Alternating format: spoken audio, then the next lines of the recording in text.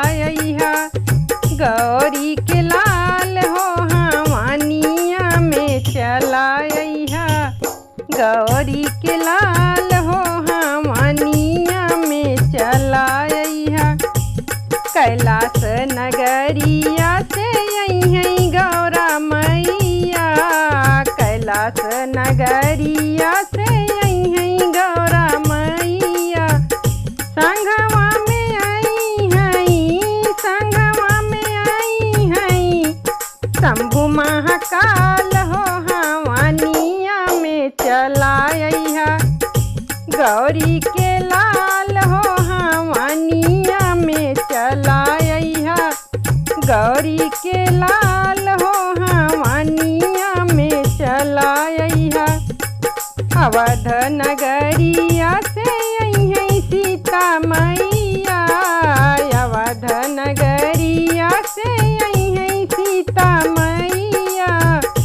संघवा में आई हैं, संघवा में आई हैं।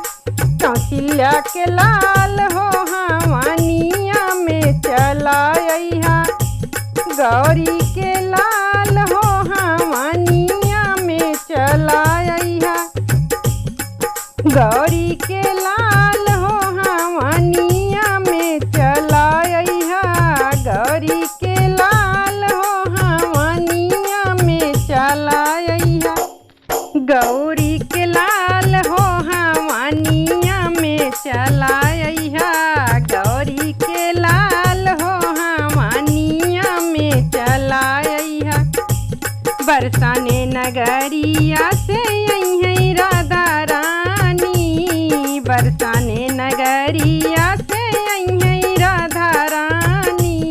संघवा में आई हैं, संघवा में आई हैं।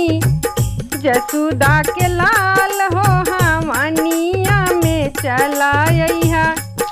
गौरी के लाल हो हवानिया में चलाइहा।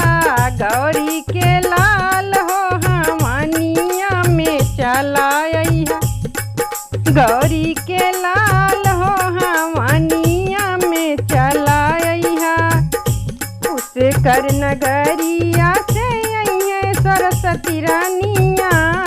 पुष्कर नगरिया से यहीं सरस्वती रानिया। संघवा में आई हैं, संघवा में आई हैं। ब्रह्मा भगवान हो हवानिया में चलाइहा। गौरी के लाल हो हवानिया में चलाइहा। गौरी के लाल हो हवानिया में चलाइहा। बैकुंठ नगरिया से यहीं लक्ष्मी मैया। बैकुंठ नगरिया से यहीं लक्ष्मी मैया। संघवा में आई हैं, संघवा में आई हैं। हरि भगवान हो हवानिया में चलाइहा। गौरी के लाल हो हवानिया में चलाइहा। गौरी के लाल हो हवानिया में चलाइहा। काड़े नगरिया से यहीं शीतला मैया। काड़े नगरिया से यहीं शीतला मैया। काड़े नगरिया से यहीं शीतला मैया। संघवा में आई हैं, संघवा में आई हैं। अंजनी के लाल हो हवानिया में चलाइहा। गौरी के लाल हो हवानिया में चलाइहा। गौरी के लाल हो हवानिया में चलाइहा। गौरी के लाल हो हवानिया में चलाइहा।